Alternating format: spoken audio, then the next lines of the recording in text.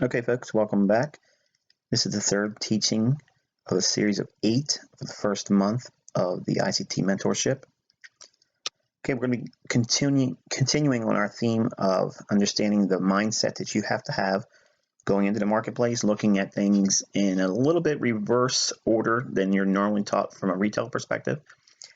And this is one of those teachings that you're going to have that if you're new, you actually have the advantage here. For folks that have been trading for a while that have adopted bad habits or an understanding or a belief that they have an understanding, it's going to be a little bit expensive for them because they're going to have to purge some of the things that they either subscribe to or wrestle with it until they either do or elect not to use this insight at all. I mapped out a crude depiction here, and I've been using it for months actually as a teaching tool. But we're going to really hammer it down in this mentorship because it's imperative that you know how we as traders are supposed to be viewing marketplace data delivery, reverse psychology, whatever the psychology of this informed money is. It's going to be diametrically opposed to that of the uninformed or speculative money or quote unquote dumb money. And when we have these ideas, when we look at price, okay, the first thing we have to do is establish who is the victim here. Generally there's a victim always in every crime. And the perspective that the speculative uninformed money has is that, number one, they don't acknowledge that there's a smart money. There is not an entity out there that has quote unquote the right things always on, the right perspective, or that a market is rigged or controlled or manipulated or has any influence over long-term price delivery. The uninformed money, okay, or those that are uninformed in regards to how smart money actually operates and exists in the marketplace, their actual perspective really is that indicators are the answer.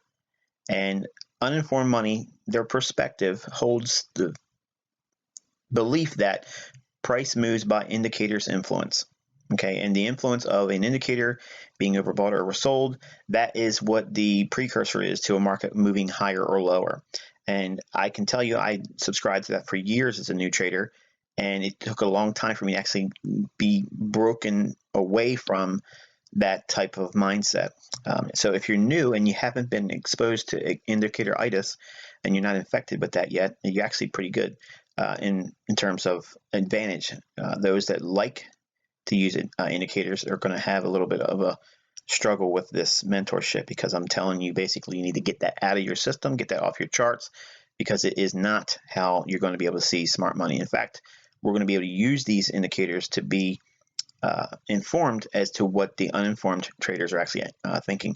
So when we talk about sentiment next month, you'll have a lot more understanding about what that is, how it's developed, and what you can do with it. Now, obviously, we only exposed one side of the paradigm here by specifically dealing with the speculative uninformed money's perspective. You're not here to really so much learn about those individuals, because obviously we all know that there's a losing crowd in the marketplace, and your idea of being a part of that group is foolish. So we're here only to focus on what the smart money view is on the marketplace.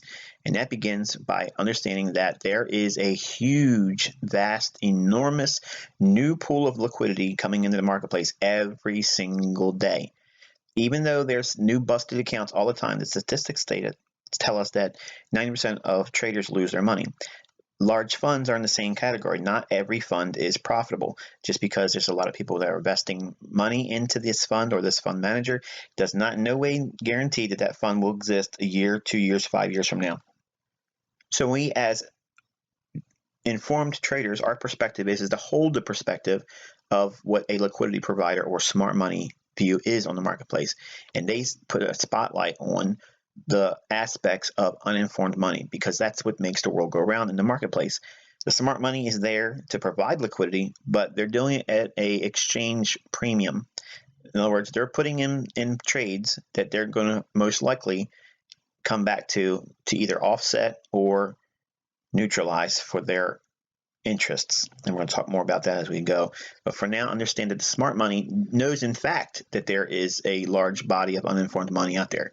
Contrast that with what we spoke of concerning the uninformed money's perspective, is there's a lack of an entity out there that has a smart money perspective on the price. They don't have an opinion or an idea-based perspective that there is someone or some entity or entities out there that have a smart money perspective, or that the banks would actually trade against large firms or funds. That goes against the grain of what a free market is.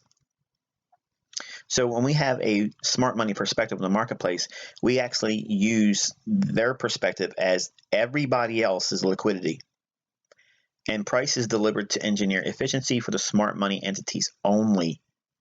It's not anything outside that. So to hold the perspective of a liquidity provider, you are adopting a smart money perspective, and everybody else is liquidity. And the liquidity is going to be in the form of buy stops, sell stops, pending orders above and below the market highs that are most recently formed on your charts. Once we understand that there's two distinct perspectives, that's what creates the market efficiency paradigm. Both groups, okay, have their individual perspectives. The one that is smart money, they have the unique perspective of understanding already what the uninformed money is going to believe about the marketplace, and that gives them their edge. On top of that, they're actually in control of price. Just like anything else, if you own a storefront or if you own a business and your commodity is sold, who sets the price for that commodity? You're the store owner. Well, currency is owned by the bank, and they set the price on the value of that bank note or that digit on your screen that says you have XYZ number of dollars in, or francs or pounds or whatever it is that you're measuring your currency in. That value is set by the central bank that has printed that money. And why this is such a speed bump for people's understanding is beyond me, because if you look at the state of the world we're in right now, obviously corruption and deceit is the name of the game. So it's not a shock to hear, if you first time being exposed to this, that the central banks are in absolute control of what their price of their currency is, and they can set it at any time at any price they want. Don't believe me? Look at what they did with the Swiss franc and the euro when it was depegged. Instantaneous wipeout. Okay.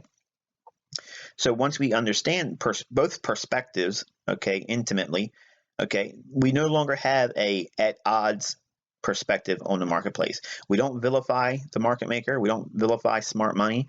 We don't beat up or make fun of the uninformed money. In fact, what we do is we find a balance in between that. And we don't think in terms of victim or aggressor.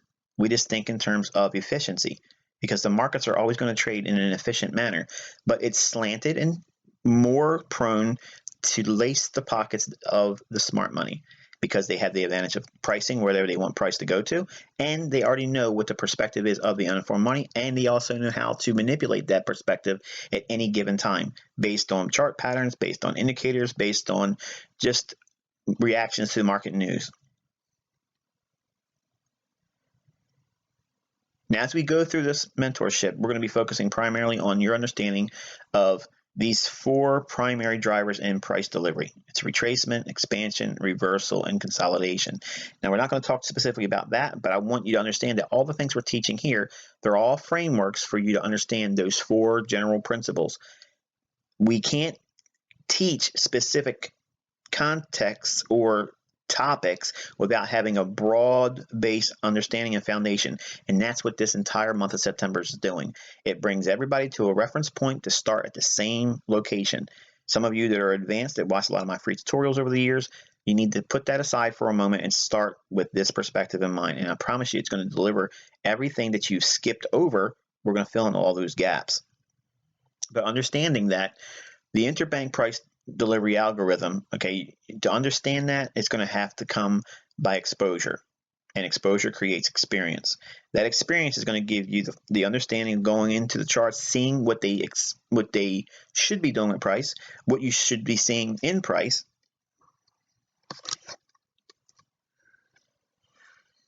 by seeing each individual component explained in detail and context. each individual part or component of the whole will be able to dovetail nicely, and you'll understand how everything fits together. But suppress that desire to feel like you have to have techniques and patterns and intricate secrets about how the chart does this or chart does that. You have to have the framework in mind and the foundation of why these things exist. Otherwise, all those little things ain't going to make any sense to you when I'm calling on you to refer to them. So with all that, what specifically should you be focusing on right now? As a new student in this mentorship, the first thing you need to know is there are very little things you should be bringing into your expectations and what your understanding should be. In other words, basically what I'm saying is you need to have no previous knowledge brought in with this. Kind of like put everything aside and assume, and it's very difficult for those that have already gone through different disciplines of trading because they have to try to forget what they already know. And even if they've made money with it, which is the worst thing that could have ever happened, is if anything outside of institutional order flow led to your profitability, it really was just coincidence. And coincidence can happen for a long time. I did it for 9 months and it was all pure luck, and then it no longer worked again. So understanding right now what it is specifically you're supposed to be doing, that's important as a new mentor student. The first thing you need to be doing is creating a daily price action log with price charts. Now, I know some of you don't want to do this. Some of you have resisted me telling you for years to do this, but I'm telling you, you all are here and you've paid for this mentorship. You paid for the understanding and experience that I've gained over the last 23 plus years. I can tell you how I got it was doing the very things I'm going to tell you to do in this specific video. It starts here.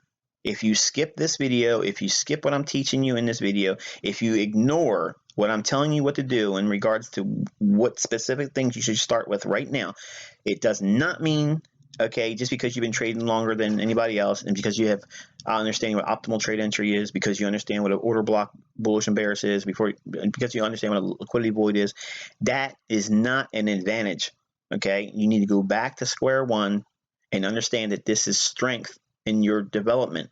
If you don't do these types of things, you're actually going to hurt your development, and you're going to hurt and stunt your growth throughout this mentorship.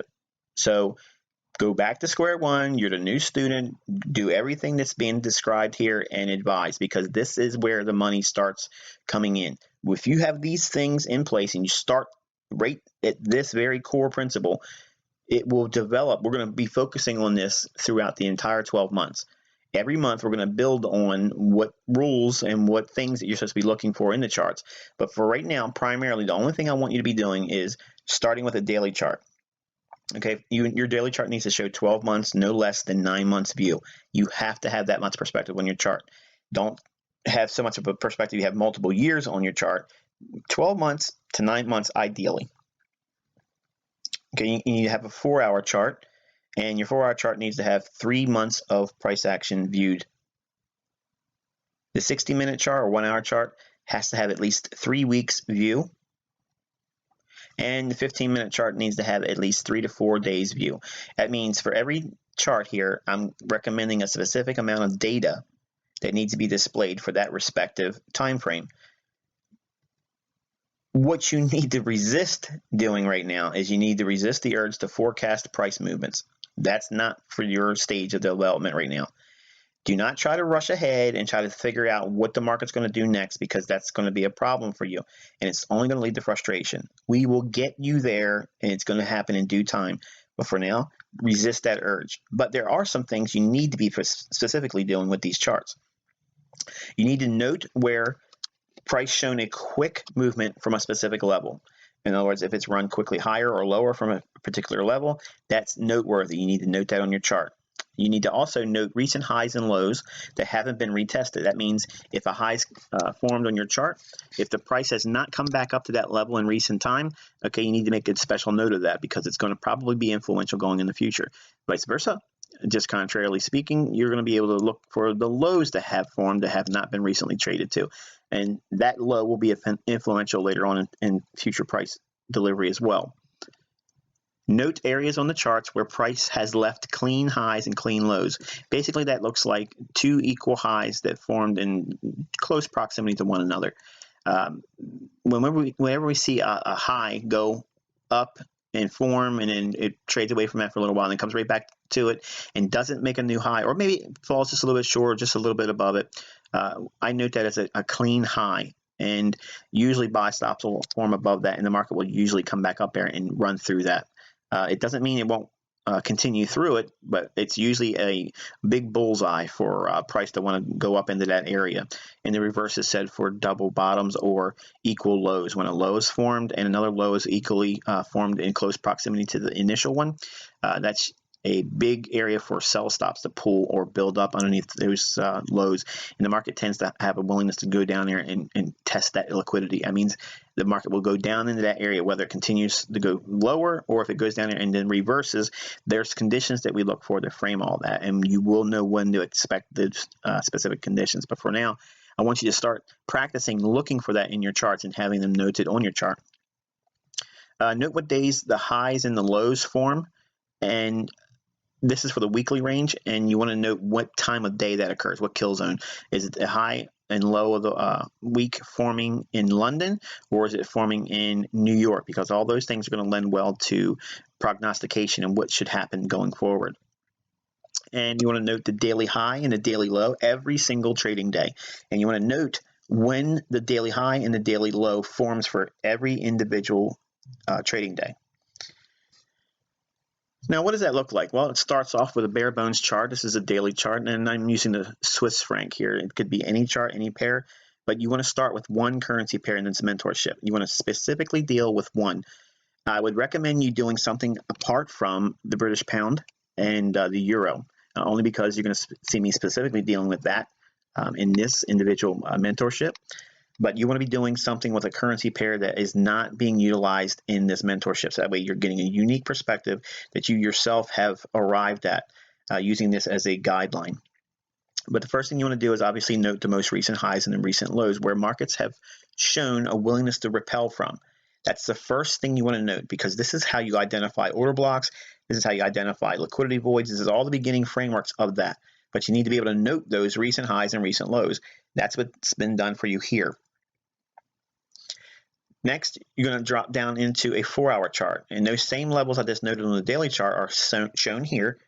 And there's more highs and more lows that come into visibility by doing a lower time frame perspective. We went from, again, the chart was a daily chart before. Now we're looking at those same levels. Just drop down into a 4-hour chart, and those levels will be transposed immediately to what the 4-hour chart shows. Then you go through doing the same thing. You're looking for areas where it's too clean, equal highs and equal lows in close proximity to one another, and you'll look for where the market has moved quickly away from a particular level. When it creates these real big candles or bars, okay, on your chart, you want to note that because they're going to be influential in your expectations of where price should go and where they should not go. Then you're going to go down to an hourly chart. Okay, in an hourly chart, you're going to be looking at individual days, okay, over a course of 1 or 2 weeks, and you can get the weekly range defined with the hourly chart, and you can look at the intraday highs and lows with an hourly chart. Hourly chart's a really good bellwether chart if you're a short-term trader or a day trader. That's like the daily chart for the barometer, whether you should be a buyer or seller. And we'll teach all those things, all those intricate details will be taught in this mentorship. For now, you're going to be taking all those levels you found on the daily chart and the 4-hour and transposing those to an hourly chart. Now, you want to keep this chart, okay, in this format, separate from all the other charts that I'm going to talk about now. Okay, anything else we talk about in terms of what we're specifically looking for, they don't get utilized on the